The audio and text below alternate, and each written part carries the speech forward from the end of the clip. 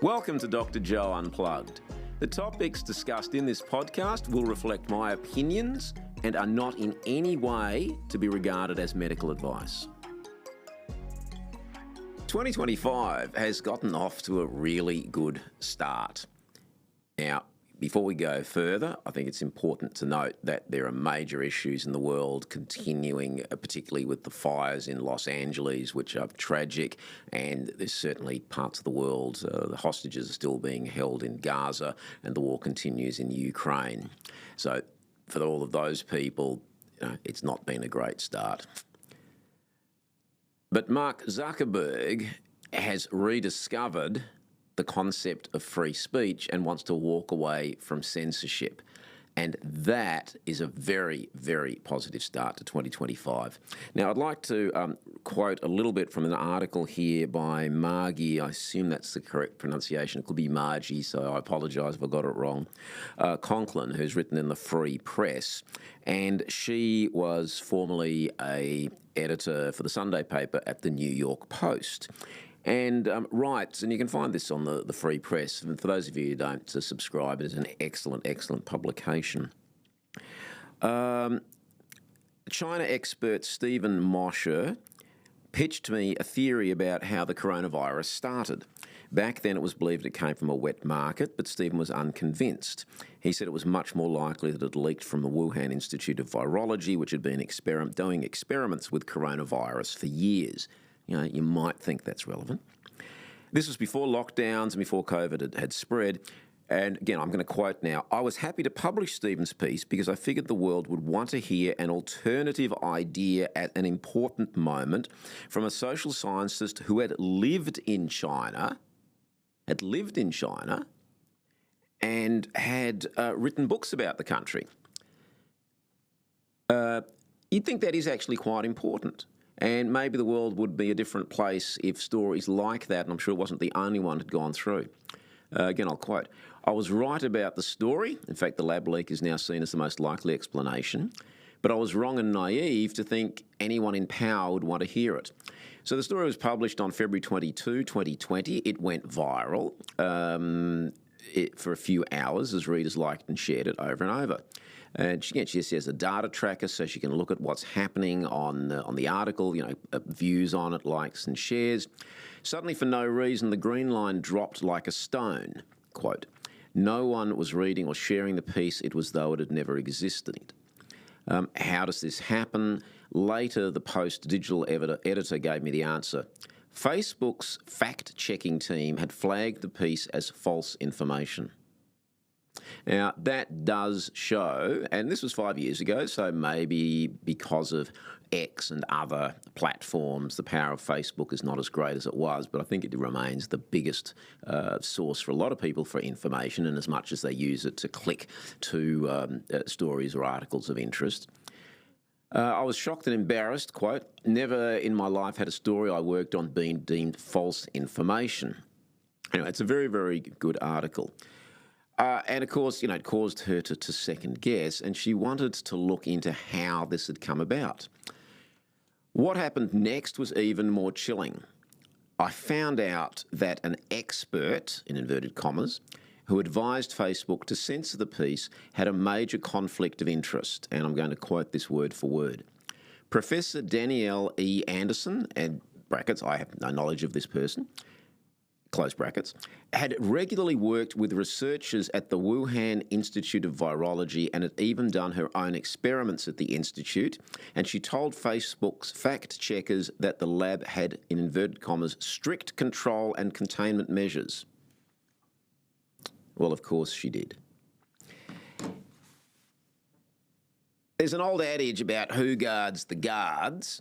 It's a valid point, and we need to have some confidence in the guards that they're doing the right thing. In fact, we need, as societies, to have some confidence in those who hold the levers of power, that they will do the right thing by the citizens on whose behalf they hold that power. And that includes government, that includes police forces, that includes educational bodies, and it includes the health system. And I think the last few years, faith in those organisations, in a lot of those organisations, has been diminished. Vinay Prasad, and I think I've quoted these numbers before, showed that trust in the American health system has fallen from about 70-something% to around 40%.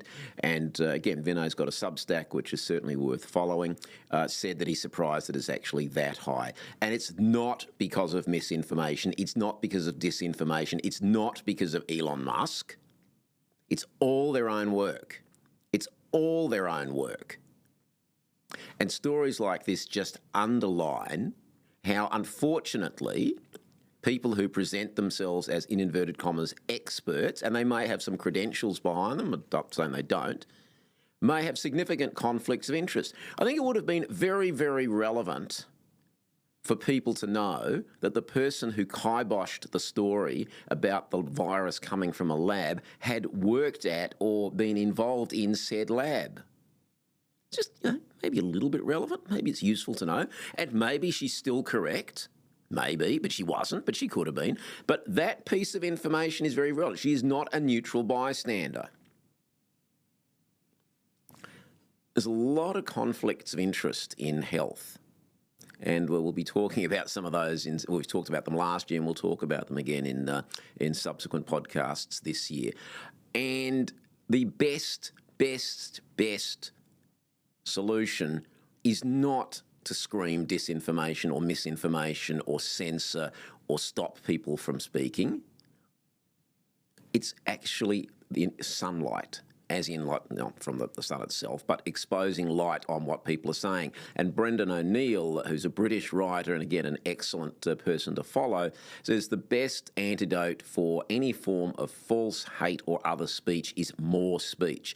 And Mike Schellenberger from Public, who's been a very, very, very strong advocate for free speech, has also made that point very, very strongly. When people don't get alternative views, then they can't make considered opinions. And the problem is that the elites don't trust the public to make decisions. And you know what? People can get it wrong. I can make a mistake. Anybody can make a mistake. And you know what? If I do, I need to live with the consequences. So the idea that elites in ivory towers can second-guess the decisions for every citizen in every circumstance is fundamentally flawed. And the idea that they cannot be questioned is also fundamentally flawed.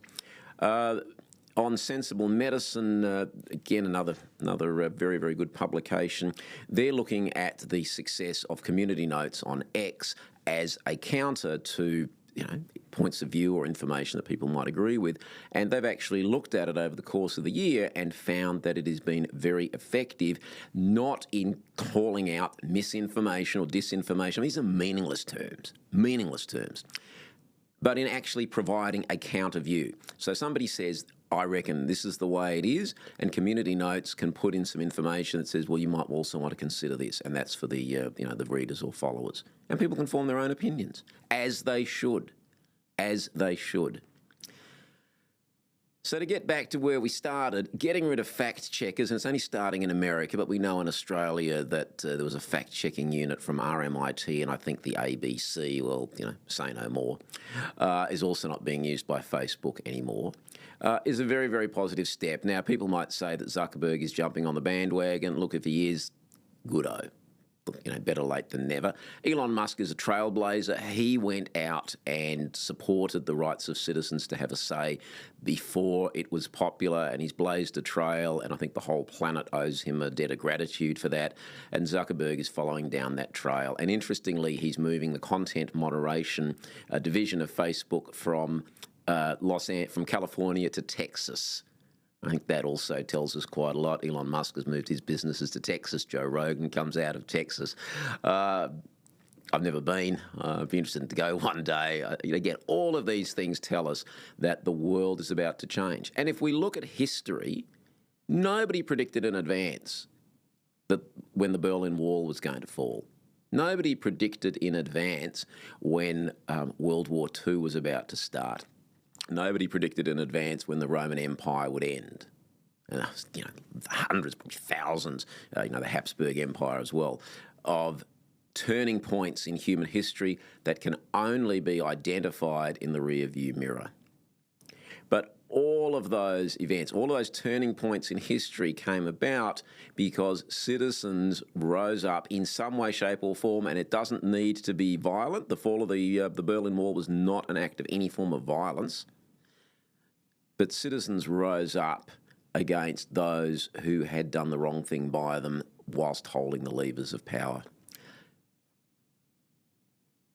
The best way forwards for the world in general, in my opinion, and you can disagree with me, and this includes in health, is to have contests of ideas. You can only have contests of ideas and opinions if multiple opinions are out there and people can read them, listen to them, watch them, and form their own views about what is best for their own situation and circumstances. So on the basis of freedom and censorship, a very, very good start to 25, and let it continue. Thanks for listening to Dr. Joe Unplugged. If you enjoyed this podcast, please like, share, and consider subscribing. Tell your friends. If there are topics you'd like to see covered, be in touch through the chat or email info@drjoe.net.au. We'll be uploading new content each Monday, and soon we'll be putting these videos out on X. You can follow me there at Dr. Joe's DIY Health.